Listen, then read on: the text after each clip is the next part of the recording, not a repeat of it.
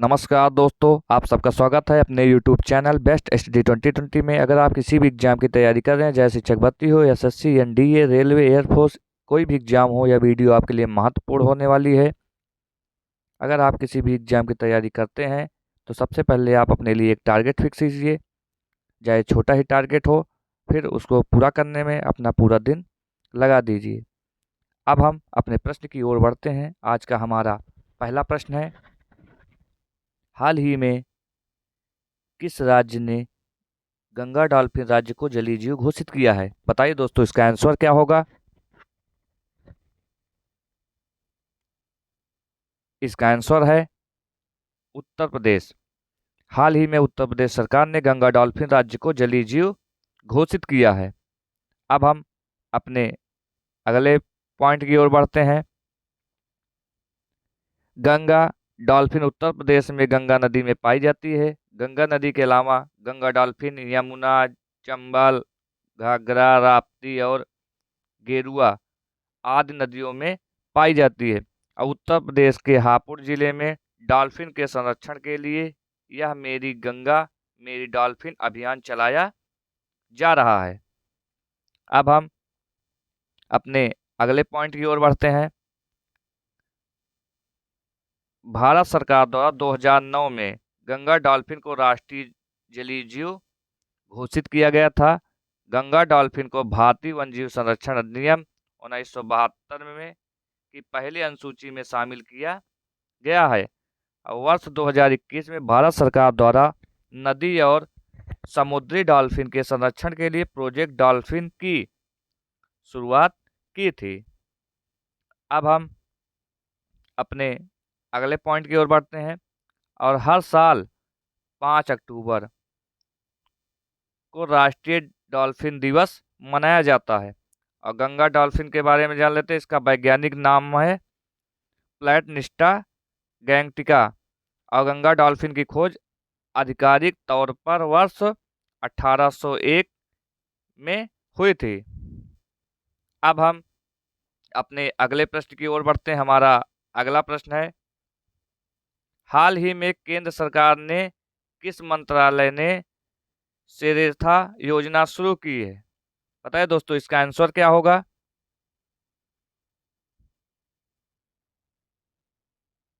इसका आंसर है option number A, सामाजिक न्याय और अधिकारिता मंत्रालय द्वारा। अब हम इसके बारे में कुछ की पॉइंट के बारे में जान लेते हैं। हाल ही में केंद्र सरकार के सामाजिक न्याय और अधिकारिता मंत्रालय के अनुसूचित जाति एससी को शिक्षा को आगे बढ़ावा और सामाजिक आर्थिक प्रगति को बढ़ावा देने के लिए उद्देश्य से श्रेष्ठता योजना शुरू की। और श्रेष्ठता योजना का पूर्ण रूप द फुल फॉर्म ऑफ श्रेष्ठता योजना इज। अब हम अपने अगले की पॉइंट के बारे में जान लेते हैं। श्रेष्ठता योजना का प्राथमिक उद्देश्य सरकारी विकास पहलों की पहुंच का विस्तार करना और शिक्षा के क्षेत्र में अनुसूचित जाति के छात्रों को आगे बढ़ाना है। इस योजना के तहत अनुसूचित जाति बहुत इलाकों में रेजिडेंशियल हाई स्कूल्स बनाए जाएंगे और सरकार की ओर से चलाए जा रहे प्रोग्राम्स का स्टूडेंट तक ज़्यादा से ज़्यादा लाभ पहुंचाया जाएगा। अब हम इस योजना के तहत एडमिशन लेने वाले छात्रों की स्कूल फीस, ट्यूशन फीस और हॉस्टल फीस, मेरा चार्ज सहित पूरी फीस माफ कर दी जाएगी। अब हम अपने अगले प्रश्न की ओर बढ़ते हैं। हमारा अगला प्रश्न है, 16वीं कृषि विज्ञान कांग्रेस का आयोजन किस राज्य में किया जा रहा है? बताइए दोस्तों, इसका आंसर क्या होगा? तो इसका आंसर है ऑप्शन नंबर डी, केरल राज्य। केंद्रीय मत्स्य पालन, पशुपालन व डेयरी मंत्री श्री पुरुषोत्तम रूपाला केरल के कोच्चि में आयोजित 4 दिवसीय 16वीं कृषि विज्ञान कांग्रेस का उद्घाटन किया। और राष्ट्रीय किस विज्ञान अकादमी द्वारा कोच्चि में पहली बार किस विज्ञान सम्मेलन किया जा रहा है? और 16वीं किस विज्ञान कांग्रेस की मेजबानी भाकरी अनुप केंद्रीय समुद्री मात्स्यिकी अनुसंधान संस्थान द्वारा की जा रही है? अब हम अपने अगले की पॉइंट के बारे में जान लेते हैं। 16वीं किस विज्ञान कांग्रेस का प्राथमिक उद्देश्य आने वाली पीढ़ियों के लिए कृषि को लाभ और सुविधाजनक बनाने और भारत की कृषि खाद्य प्रणालियों को टिकाऊ उद्यमों में बदलने के बारे में एक वैज्ञानिक चर्चा करना है। और 16वीं कृषि विज्ञान कांग्रेस में कृषि एवं समाज पर उनके प्रभाव से संबंधित 100 विषय जैसे भारत में कुपोषण, पोषण सुरक्षा, टिकाऊ कृषि खाद्य प्रणालियों के लिए जलवायु कार्रवाई, आनुवंशिकी और जीनोमिक्स में प्रगति, पशुधन उत्पादन, खाद्य प्रणालियों में परिवर्तन आदि पर चर्चा की जाएगी। अब हम अपने अगले प्रश्न के बारे में जानते हैं। हमारा अगला प्रश्न है, भारत के बाहर दुनिया का सबसे बड़ा हिंदू मंदिर किस देश में बनाया गया है? बताइए दोस्तों, इसका आंसर क्या होगा? तो इसका आंसर है option number A, America. Bharat के बाहर दुनिया का सबसे बड़ा हिंदू मंदिर अक्षरधाम मंदिर अमेरिका के न्यू जर्सी में बनाया गया है। इस अक्षरधाम मंदिर का निर्माण बीएस स्वामीनारायण अक्षरधाम संगठन द्वारा किया गया। यह मंदिर हिंदू आध्यात्मिक गुरु भगवान स्वामी नारायण को समर्पित है। यह अक्षरधाम मंदिर 183 एकड़ में फैला हुआ है। इसे प्राचीन हिंदू धर्म ग्रंथों और भारतीय संस्कृति के अनुसार डिजाइन किया गया है। अब हम अपने अगले पॉइंट के बारे में जानते हैं। इस मंदिर में 10,000 मूर्तियां, भारतीय संगीत वाद्य यंत्रों और नृत्य रूपों की नक्काशी स्थापित की गई है। कंबोडिया देश में स्थित भगवान विष्णु को समर्पित अकोर वाट मंदिर दुनिया का सबसे बड़ा हिंदू मंदिर है। यह मंदिर सिमरीप शहर में मेकॉन्ग नदी के किनारे स्थित है। इस मंदिर का निर्माण सम्राट सूर्यवर्धन द्वितीय 1112 से 53 ईस्वी के शासनकाल में हुआ। यह मंदिर 402 एकड़ में फैला हुआ है। अब हम अपने अगले प्रश्न की ओर बढ़ते हैं। हमारा अगला प्रश्न है, हाल ही में उत्तर प्रदेश के प्रतापगढ़ रेलवे स्टेशन का नाम बदलकर क्या कर दिया गया है? बताइए दोस्तों, इसका आंसर क्या है? तो इसका आंसर है ऑप्शन नंबर ए, मां बेल्हा देवी धाम प्रतापगढ़ जंक्शन। उत्तर प्रदेश के प्रतापगढ़ जिले के 3 रेलवे स्टेशन के नाम बदल दिए गए हैं, जिसके तहत अब प्रतापगढ़ जंक्शन का नाम बदलकर मां बेला देवी धाम प्रतापगढ़ जंक्शन, अवंतु जंक्शन का नाम बदलकर मां चंद्रिका देवी अंतुधाम जंक्शन और विश्वनाथगंज जंक्शन का नाम शनिदेव धाम विश्वनाथगंज जंक्शन कर दिया गया है। अब प्रतापगढ़ में 3 रेलवे स्टेशनों के जो नए नाम रखे गए हैं वो यहाँ के प्रमुख धार्मिक स्थलों के नाम पर आधारित हैं। ये तीनों धार्मिक स्थल प्रतापगढ़ जिले में आते हैं और इन जंक्शन के नाम बदलने के प्रमुख उद्देश्य धार्मिक स्थलों पर पर्यटन को बढ़ावा देना। उत्तर प्रदेश के विभिन्न स्थलों के बदले गए नाम, जैसे इलाहाबाद का नाम बदलकर प्रयागराज कर दिया गया है और फैजाबाद का नाम बदलकर अयोध्या कर दिया गया है। अब मुगल सराय रेलवे स्टेशन का नाम पंडित दीनदयाल उपाध्याय जंक्शन कर दिया और झांसी रेलवे स्टेशन का नाम वीरांगना लक्ष्मीबाई रेलवे स्टेशन कर दिया गया है।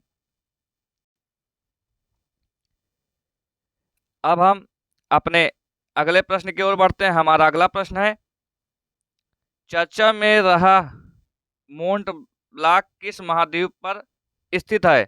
बताइए दोस्तों इसका आंसर क्या होगा। इसका आंसर है ऑप्शन नंबर बी, यूरोप। शोधकर्ताओं के अनुसार पश्चिम यूरोप में स्थित पर्वत मोंट ब्लैंक की ऊंचाइयों में कमी आई। वर्ष 2021 के बाद इसकी ऊंचाई में 2.2 मीटर की गिरावट आई है। अब हम अपने अगले पॉइंट के बारे में जानते हैं। नवीनतम माप के अनुसार मोंट ब्लैंक की नई आधिकारिक ऊंचाई 4,805.59 मीटर या हालिया स्थिति में स्मृति में दर्ज की गई सबसे कम ऊंचाई है, जो 2 साल में पहले ली गई 4,807.81 मीटर की पिछली रीडिंग से काफी कम है। फ्रांसीसी जियोमीटर जीन डेस गैरेट के अनुसार ऊंचाई में कमी का कारण गर्मी में कम वर्षा का होना हो सकता है। अब हम कुछ और पॉइंट के बारे में जानते हैं। यह पर्वत जो फ्रांस, इटली और स्विट्जरलैंड तक फैला हुआ है, जो आल्प्स पर्वत श्रृंखला का भाग है। आल्प्स पर्वत श्रृंखला पर जलवायु परिवर्तन के प्रभाव को हर 2 साल में मापा जाता है। अब हम और कुछ पॉइंट के बारे में जान लेते हैं, जैसे एल्प्स या आल्प्स पर्वत श्रृंखला तो मध्य यूरोप की सबसे बड़ी पर्वतमाला है और इसके प्रकार टाइप यंग फाल्ट पर्वत नवीन वलित पर्वत है।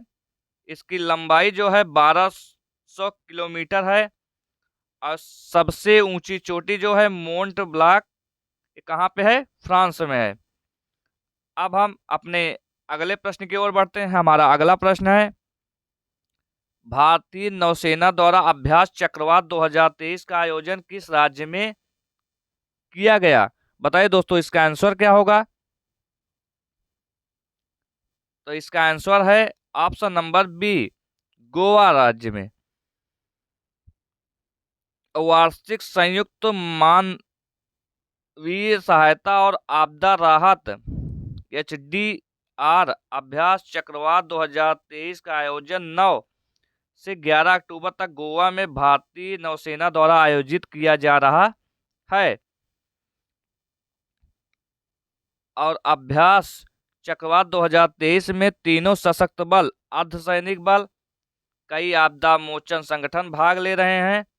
और जलवायु परिवर्तन के कारण भारतीय समुद्री क्षेत्र अधिक प्राकृतिक आपदाओं से प्रभावित हो रहे हैं, इसलिए इन अभ्यास के दौरान मानवीय संकटों और प्राकृतिक आपदाओं के दौरान सामूहिक और संयुक्त रूप से प्रभावी प्रतिक्रिया तंत्र विकास करने पर जोर दिया जाएगा। अब हम अपने अगले पॉइंट के बारे में जानते हैं। यह अभ्यास 2016 से भारतीय सेना, भारतीय नौसेना और भारतीय वायुसेना द्वारा बारी बारी से आयोजित किया जाता है। अभ्यास चक्रवात 2022 में आयोजन वायुसेना द्वारा आगरा में आयोजित किया गया था। कहां पर किया गया था, तो आगरा में। अब हम अपने अगले प्रश्न की ओर बढ़ते हैं। हमारा अगला प्रश्न है, एक्ससीरीज भारत NCX 2023 का संबंध किस क्षेत्र से है। बताइए दोस्तों इसका आंसर क्या होगा। तो इसका आंसर है ऑप्शन नंबर ए, साइबर सुरक्षा। भारत सरकार के प्रधान वैज्ञानिक सलाहकार श्री अजय कुमार सूद ने राष्ट्रीय साइबर सुरक्षा अभ्यास एक्ससीरीज भारत NCX 2023 का उद्घाटन किया है।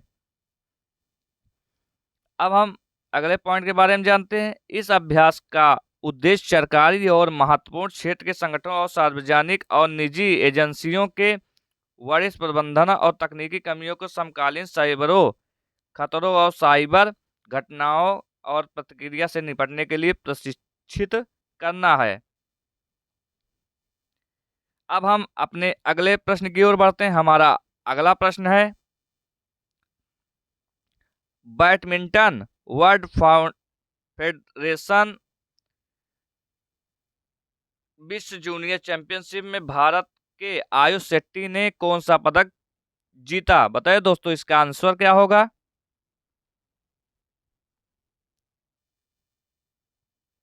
बताइए दोस्तों इसका आंसर क्या होगा। इसका आंसर है ऑप्शन नंबर सी, कांस्य पदक। अब हम अपने अगले पॉइंट की ओर बढ़ते हैं। अमेरिका के स्पोकेन में आयोजित बैडमिंटन वर्ल्ड फेडरेशन BWF विश्व जूनियर चैंपियनशिप में भारत के बैडमिंटन खिलाड़ी आयुष शेट्टी ने कांस्य पदक जीता। कौन सा पदक जीता दोस्तों? तो कांस्य पदक। इसके अलावा इंडोनेशिया के अलवी फरहान ने पुरुषों में एकल मुकाबले में स्वर्ण पदक जीता और विश्व चैंपियनशिप में पदक जीतने वाले 10 भारतीय और ऐसा करने वाले 8वें पुरुष एकल शटलर बने। अब हम अपने अगले पॉइंट के बारे में जानते हैं। भारत ने प्रतियोगिता में अब तक 11 पदक जीते हैं। इनमें साइना नेहवाल ने 2006 और 2008 में रजत और स्वर्ण पदक का कब्जा किया था। और बैडमिंटन वर्ल्ड फेडरेशन BWF विश्व जूनियर चैंपियनशिप दुनिया के सर्वश्रेष्ठ जूनियर बैडमिंटन खिलाड़ी अंडर 19 प्रतियोगिता, और इसका आयोजन जो हुआ था बैडमिंटन वर्ल्ड फेडरेशन BWF द्वारा। अब हम अपने अगले प्रश्न की ओर बढ़ते हैं। हमारा अगला प्रश्न है, भारत का पहला हरित ऊर्जा पुरातत्व स्थल किस स्थान मतलब किस राज्य में स्थित है? बताइए दोस्तों इसका आंसर क्या होगा। तो इसका आंसर है ऑप्शन नंबर ए, तमिलनाडु राज्य में। तमिलनाडु का तटीय मंदिर भारत का पहला हरित ऊर्जा पुरातत्व स्थल बन गया है। अब हम अपने अगले पॉइंट के बारे में जानते हैं। यह तटीय मंदिर तमिलनाडु के मल्लालपुरम महाबलीपुरम में स्थित है। यह उपलब्धि ग्रीन हेरिटेज प्रोजेक्ट के तहत दी गई है और ग्रीन हेरिटेज प्रोजेक्ट के तहत मंदिर को रोशन करने के लिए आवश्यक ऊर्जा सौर ऊर्जा संयंत्रों माध्यम से उत्पन्न की जा रही है, जिसके लिए 10 किलोवाट की क्षमता वाले 3 सौर संयंत्र स्थापित किए गए हैं। अब हम अपने अगले पॉइंट के बारे में पढ़ते हैं। तमिलनाडु में तटीय मंदिर मल्लालपुरम महाबलीपुरम में स्थित एक ऐतिहासिक मंदिर परिसर है जो भगवान विष्णु और भगवान शिव को समर्पित है। इससे 1984 में यूनेस्को की विश्व धरोहर में शामिल किया गया था। अब हम अपने अगले प्रश्न की ओर बढ़ते हैं। हमारा अगला प्रश्न है, हाल ही में हिंद महासागर रिम एसोसिएशन IORA का अध्यक्ष किसे नियुक्त किया गया? बताएं दोस्तों इसका आंसर क्या होगा। तो इसका आंसर है ऑप्शन नंबर डी, श्रीलंका। अब हम अपने अगले पॉइंट के बारे में जान लेते हैं। हाल ही में 2023 से 2025 तक के लिए हिंद महासागर रिम एसोसिएशन IORA का अध्यक्ष श्रीलंका को नियुक्त किया गया है। साथ ही भारत की एसोसिएशन का अध्यक्ष नियुक्त किया गया है और हिंद महासागर रिम एसोसिएशन IORA के 33वें मंत्रिपरिषद COM बैठक का आयोजन श्रीलंका में किया जा रहा है और IORA की 23वीं महामंत्रिपरिषद COA बैठक में विदेशी मंत्री S जयशंकर ने भाग लिया। इस बैठक में भारत 2023 से 25 के लिए IORA के उपाध्यक्ष की भूमिका निभाएगा, जिसमें 2025 से 27 में इसे अध्यक्षता मिलेगी। अब हम अपने अगले पॉइंट के बारे में जानते हैं। तो IORA एक अंतर्राष्ट्रीय संगठन है जिसमें हिंद महासागर की सीमा में लगे 23 राष्ट्र शामिल हैं। इसका गठन जो हुआ था मार्च 1997 में हुआ। इसके जो सदस्य मेंबर थे 23 थे और हिंद महासागर रिम एसोसिएशन में शामिल होने वाला 23वां देश फ्रांस है। अब हम अपने अगले प्रश्न की ओर जाते हैं और आज का हमारा आखिरी प्रश्न है, अंतर्राष्ट्रीय बालिका दिवस किस दिन आयोजित किया जाता है? बताइए दोस्तों, इसका आंसर क्या होगा?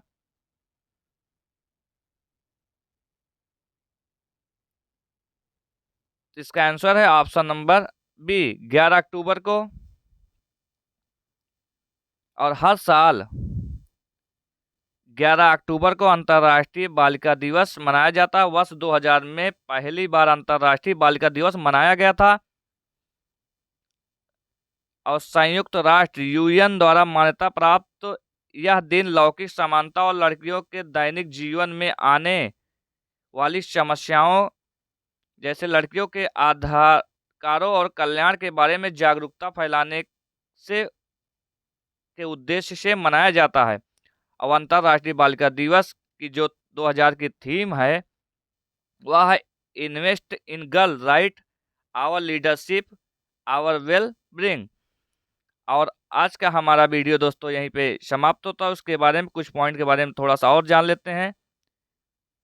और राष्ट्रीय बालिका दिवस जनवरी को राष्ट्रीय बालिका दिवस मनाया जाता है। राष्ट्रीय बालिका दिवस मनाने की शुरुआत 24 जनवरी 2008 में की गई थी। और अक्टूबर माह से रिलेटेड कुछ दिवस के बारे में जानते हैं, जैसे 5 अक्टूबर को विश्व शिक्षक दिवस मनाया गया, 7 अक्टूबर को विश्व कपास दिवस, 8 अक्टूबर को भारतीय वायुसेना दिवस और 9 अक्टूबर को विश्व डाक दिवस। और यहीं पे हमारा वीडियो आज का समाप्त होता है। कल हम फिर वीडियो में ऐसे मिलेंगे, ऐसे अच्छे अच्छे क्वेश्चन हम आप तक पहुंचाते रहेंगे। और आप चैनल को सब्सक्राइब कर दीजिए और जितना जितना आप शेयर करेंगे उतना हमारे लिए भी अच्छा होगा। वैसे हमारा मोटिवेशन भी बढ़ेगा, हम और आप तक अच्छी से अच्छी वीडियो पहुंचाने की कोशिश करेंगे। और आज के लिए धन्यवाद। जय हिंद, जय भारत।